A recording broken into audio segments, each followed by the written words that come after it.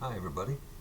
We're going to work on some areas for rectangles, parallelograms, and triangles. Going to start off with a rectangle here, and you're going to be collecting formulas along the way, but I think you probably know the formula for the area of a rectangle, although this is a fairly interesting one. Let's let the length of the rectangle be 2a plus b, and you'll see that that's 2a's and a b there. And this will be the width of the rectangle, which is 1a plus 3b's. Find the perimeter and the area of the rectangle. Now the perimeter won't be a big deal. I gotta make a little note that the perimeter of the rectangle is, and I know that it'll be 2 lengths plus 2 widths. This length is going to give me 2a plus a b, and this one would be 2a plus b. Together that would be 4a plus 2b. And I got 2 of these sides as well. That's going to give me another 2a plus 3b. a plus 3b plus another a plus 3b would be a 2a plus 6b. So I think I got the perimeter of 6a plus 8b. 6a plus 8b for the perimeter, but that's really not so interesting. I just had to add up the sides and recognize that opposite sides of this rectangle are congruent. But to get the area of it, yeah, we ought to multiply the length times the width. Let me take a look at that. And the length is 2a plus b. And the width of it is a plus 3b. And I hold that this is something we've been working on throughout the semester, probably throughout the year, multiplying binomials. We'll multiply first term times first term, which will give me 2a squared. Then I should multiply the outside terms, which will give me 6ab, and the inside terms give me 1ab. Together that would make 7ab. Plus, anything else to multiply? Yeah, the last term times the last term, which would be 3b squared. So I say that's the area of this rectangle. And I think it's really important that we can multiply binomials. But let me show you this. I'm going to break it into its constituent parts. I'm going to show a horizontal line here, and you should do the same thing on your, if you have a copy of this. I'm going to show all the parts that are inside of this thing. It'll just take a second. Let me get this done. Do it as quickly as I could. And we ought to be able to label those sub-regions and see that it is truly what we said. So, looking at this, what about this little region right there? It's a by a. Wouldn't that be a squared? Here's another a by a, and there's another a squared. And that's good because we had 2a squared, huh? Now what about this zone right here? There's a bunch of them that size, but what is the size of that one? Its length is a, and its width is b. That's an ab right there. In fact, we got several of those, huh? I got 6 of them that I can see right here. Those are 6 ABs. But it seems like there's even another one right here, isn't there? And I hold that when we multiply these, we got 6AB when we multiply the outside terms, and we got 1AB when we multiply the inside terms. There's the 6ABs, and here's the 1AB. Yeah, we got 7AB, don't we?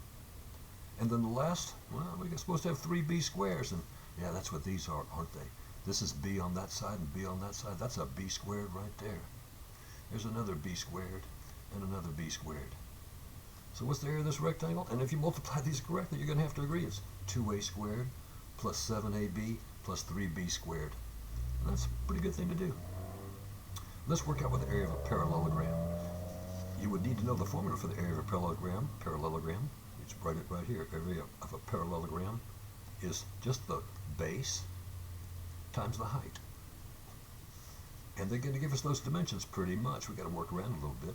PQ is 12, and that'll be a good looking base. It's true that the top base should also be 12, but that's not useful here. PS is 8, so QR would have been 8. But we have this 60-degree angle right here. And when we say the base times the height, you got to get a height, and I'm telling you that 8 is not the height. The height would be perpendicular to the base. All our altitudes will be perpendicular to the opposite side. And then you see what's really happening here. We got us a beloved 30, 60, 90 triangle, huh? So we got to figure out what that length should be in that 30, 60, 90 triangle. I'd like to give you a second to think it through, but I'm going to charge right into it. If this were 60, then this would have been 30. So this would have been the short side, 1/2 of the hypotenuse. This length would have had to have been the short side times the square root of 3, 4 square roots of 3. Now, this part being 4 makes me this part over here being 8, but I don't really care about that. The whole base is 12. I'm going to find the area of that parallelogram right now. It would just be the base times the height. The area would equal base 12 times the height that we found, 4 root 3. And we're going to have to call that 48 square roots of 3 units squared. That's what we ought to be kind of careful about. Excuse me. Defining area in units squared. Let's do another one. AB is 20. AD is 12. And interestingly, angle D is 135 degrees. But we do have a parallelogram here. This is a parallelogram, so I know these opposite sides are parallel. That gives me a clue about this angle. When lines are parallel, they cut them with the transversal. Interior angles on the same side of the transversal are supplementary. So this must be the supplement of that angle. Yeah, it's 45, isn't it? So we got a 45 there. And we're still going to need an altitude to get the area of this parallelogram. I would drop that altitude right there. Just like we dropped the altitude for this one. We're going to call this the base, and there's our height. We just got to figure the height. And because that's a 45, 45, 90, you probably know how to get from the hypotenuse to the congruent sides. We're going to divide by the square root of 2, aren't we? So I'm going to take that to the side and say, what is 12 divided by the square root of 2? And you can work on that for a second any way you want to. And when you multiply, well, what we're going to do is just 12 divided by the square root of 2. We're going to multiply by the square root of 2 over the square root of 2. And that's going to give me 12 square roots of 2 over 2. So I'm thinking that height is really 6 square roots of 2. I hope you knew that before I told you. So get the area of that parallelogram. Area ought to be the base, 20, times the height, 6 root 2. Yeah, we ought to call that 120 square roots of 2 units squared. Now let's put a box around these inches or a circle or something. One more time. Now, interestingly, they're telling us the area of this thing already. I'm going to make a note of that. The area is 120 units squared. And PQ is 20. Find the length of the altitude. That's going to be kind of interesting. It tells me that PS is 12. I'm going to lay that out there, but let me just see what I can do here. Let me show. We've got to find the length of that altitude. And here's an interesting little thought. Let me run this past. We have this idea that the area of a parallelogram equals the base times the height. And if I gave you the base and the height, you could give me the area of the parallelogram. But what if I gave you the area of the parallelogram and I gave you the base? You could figure out the height, huh? I think that's what we're about to do. So let me just come up with this idea. I'm thinking the area of a parallelogram should be the base times the height. Area of this parallelogram is 120. And the base is 20. So what should the height have been? Makes me think that the height has to be, solving that simple equation, just 6. So this length would have been 6. And it asks for the measure of angle P, and you might know it already, but I'm going to just tell you why I'm so sure it must be. If I were to use the Pythagorean theorem here, where this side is 1/2 the length of the hypotenuse, absolutely you'd try the Pythagorean theorem, but you will find this length to be the square root of 108, which is 6 square roots of 3. So now you might recognize this triangle. That's a 30, 60, 90, and this angle would have been 30 degrees, opposite the short side. Measure angle P, 30. This angle would have been the supplement of 30, would have been 60 right there, and 90 right there. It would have been 150, but we only cared about that angle right there. Give the length of the altitude to side PS. Okay, let's see about that now. This is really a very interesting question. I'm going to have to make some extra marks on here. I hadn't thought about this ahead of time. But here's side PS, huh? Now, how am I going to get the length of the altitude to side PS? A moment ago, we thought this was the base and this is the height, and that's a perfectly good way to get the area of that parallelogram. But what if I let this be the base? What if I let PS be the base? Then this would have been the height. And I think that's the altitude to side PS. We'll want to find that length right there. I don't think that'll be unworkable. I'm going to play with it right now. I think this angle would have been 30. Since this side is 20, then this side would have been 20. And I got a 30 and I got a 90. I got a 30, 60, 90, and the hypotenuse is 20, isn't it? That makes the short side have to be 10. So I think the length of the altitude to side PS, this is side PS right there, should have been 10. Let me show you something about that too. The area of that parallelogram, I could call this the base, it's true. PQ could have been the base, but it also, you could have turned it sideways and it could have been PS as the base. It's equal to 12 times, and if this were the base, looking at it like this, if this were the base, then that would be the altitude of length 10. And that would give us the area of 120, wouldn't it? Which is just what we thought the area should have been. So the length of the altitude to side PS would have been 10.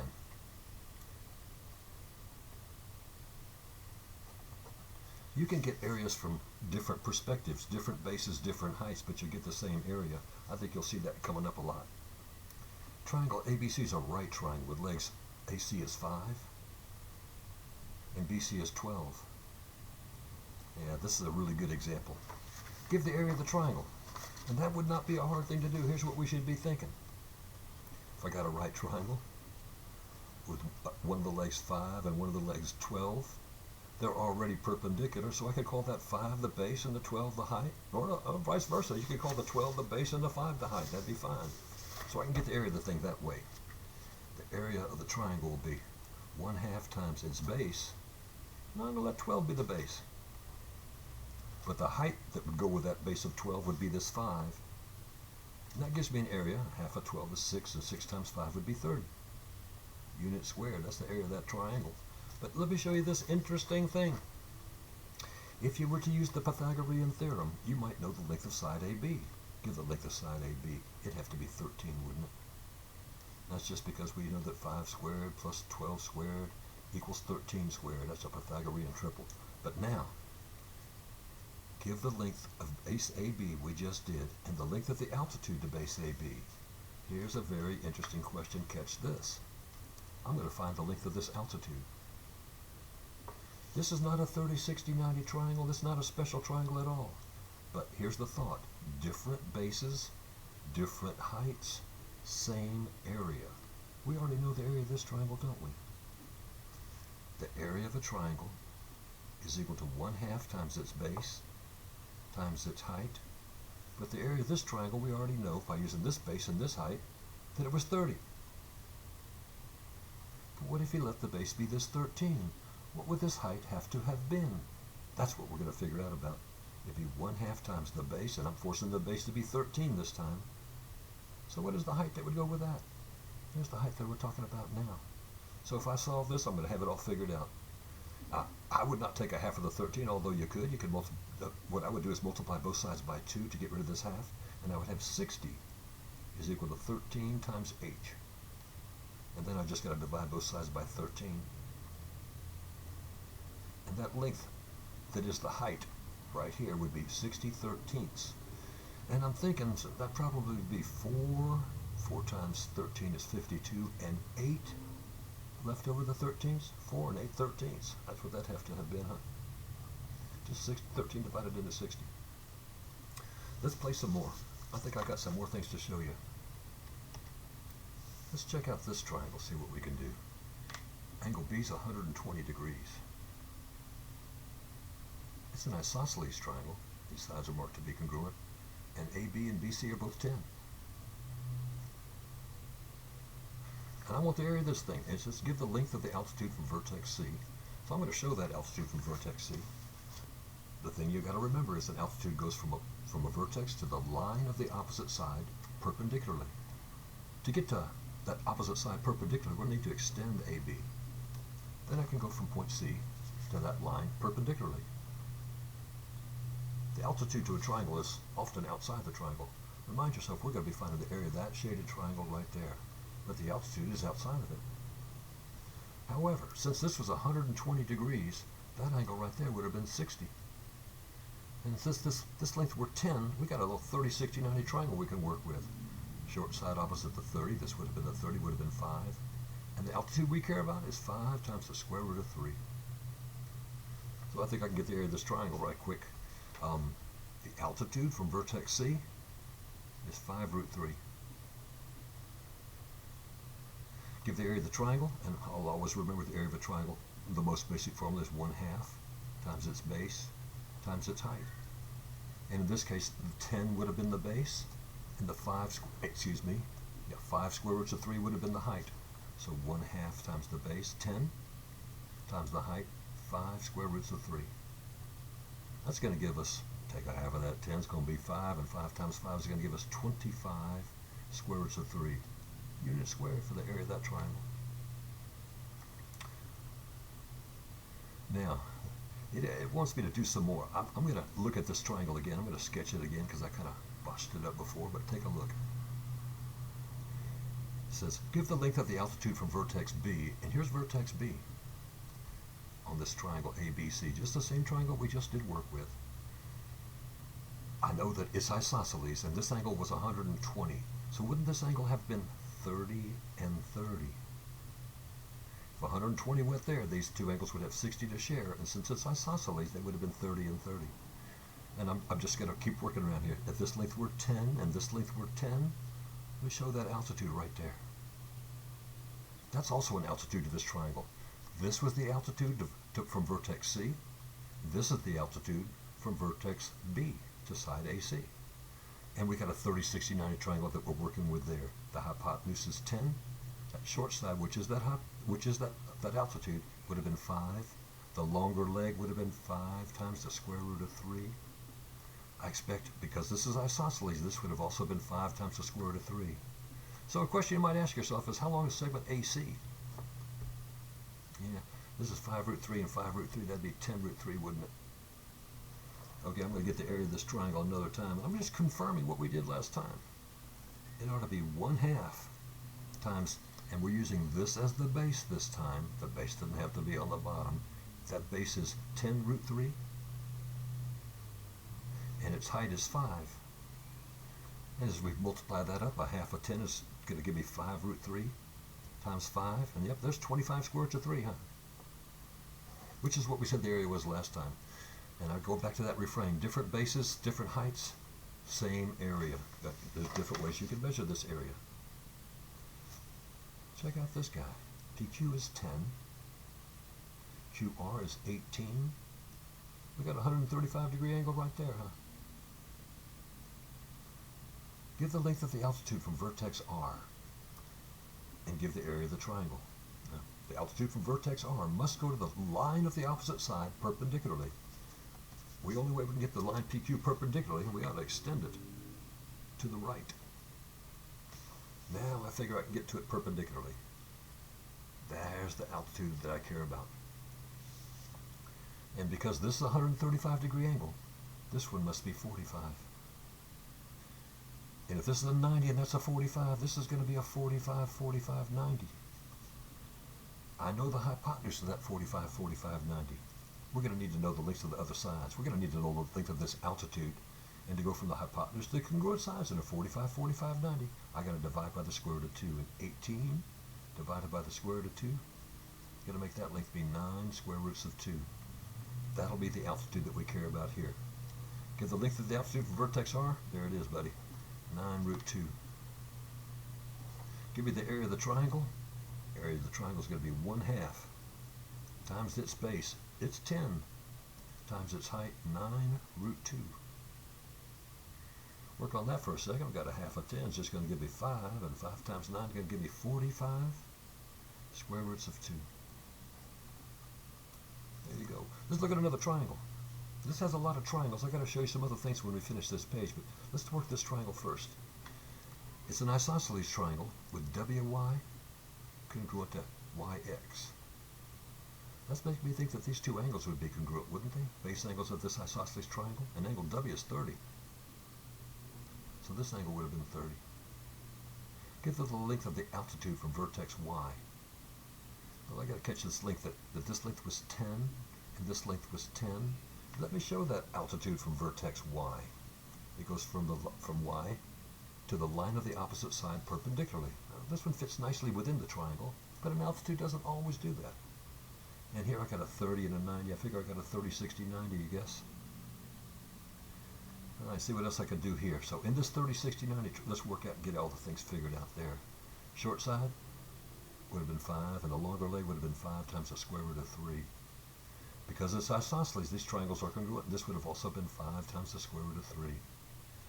Give the length of the altitude for vertex y. That altitude would have been 5.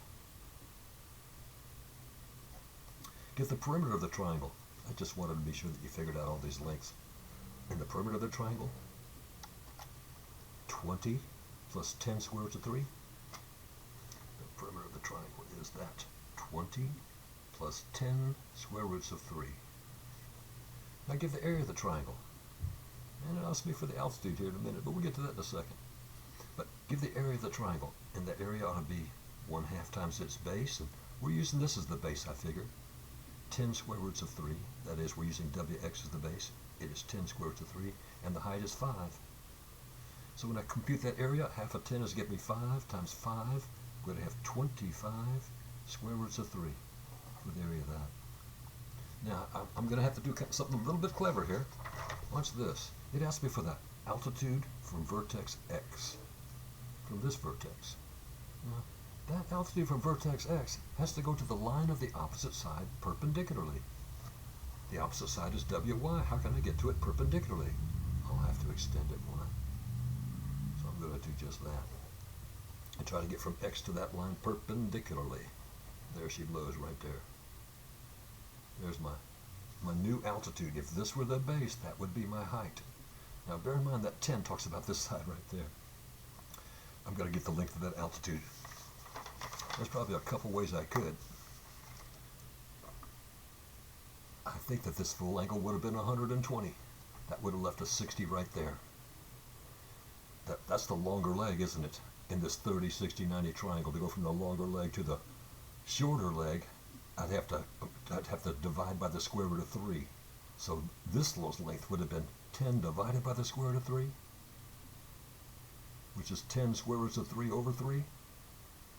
And I guess I'd have to double that to get the well, hold on a second. Let me go from the hypotenuse to the short side. Excuse me, going from the hypotenuse to the short side. The short side would have been 5.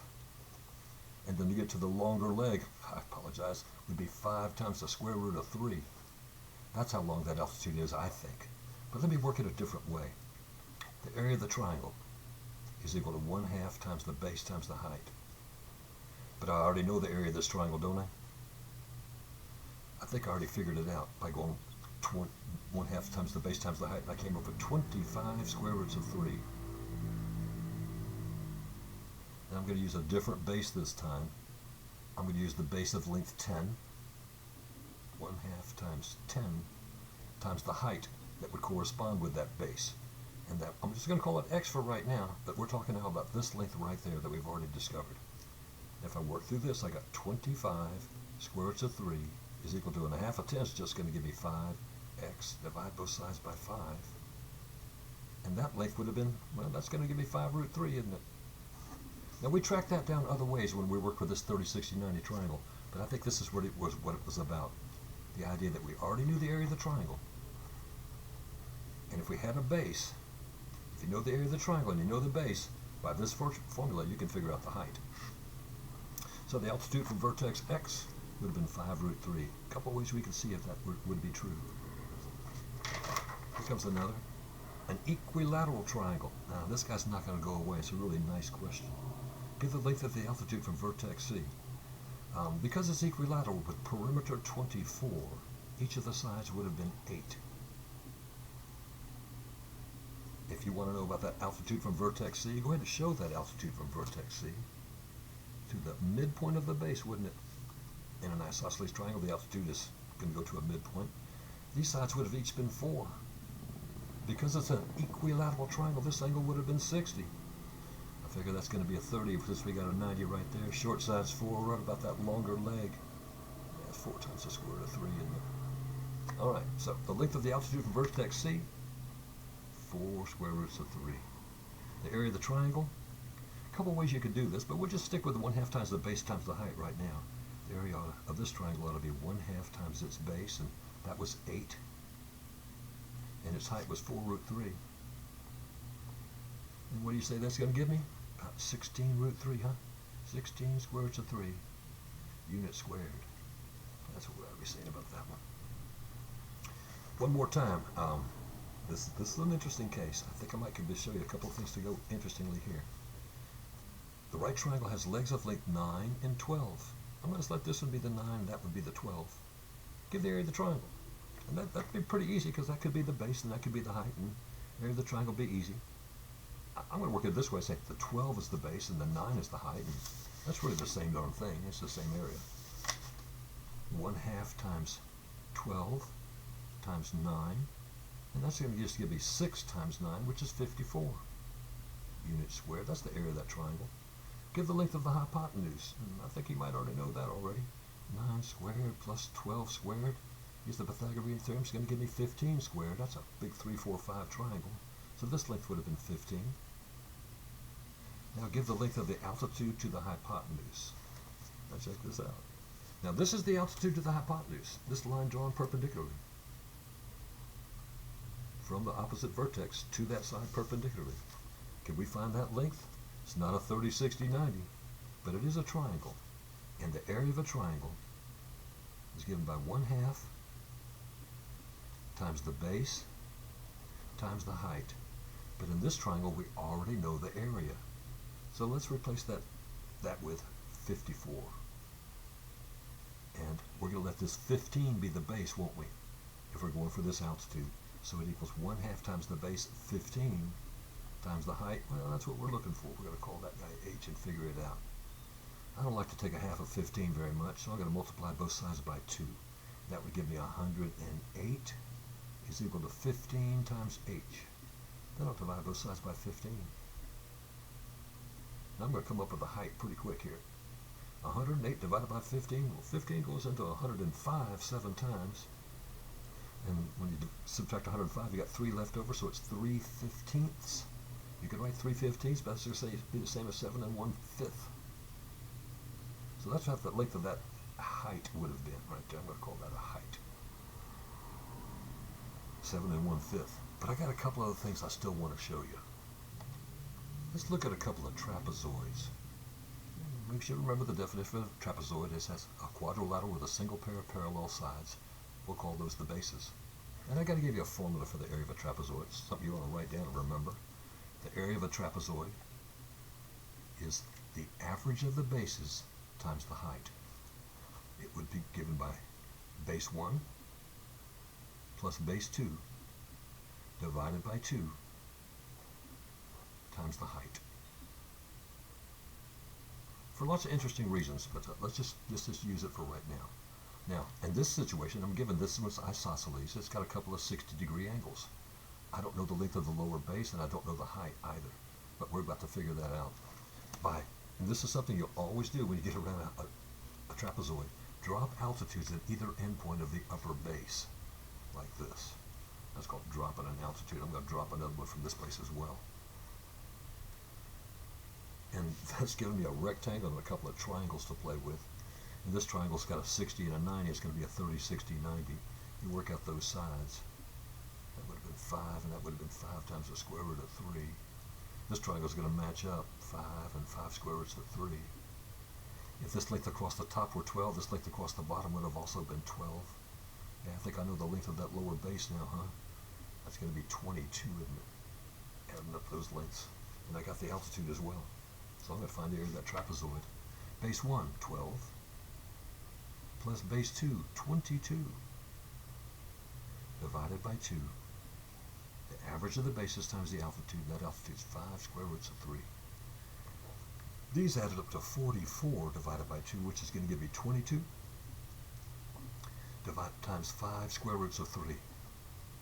And multiply those up as you should, and we're going to have 110 square roots of 3 units squared.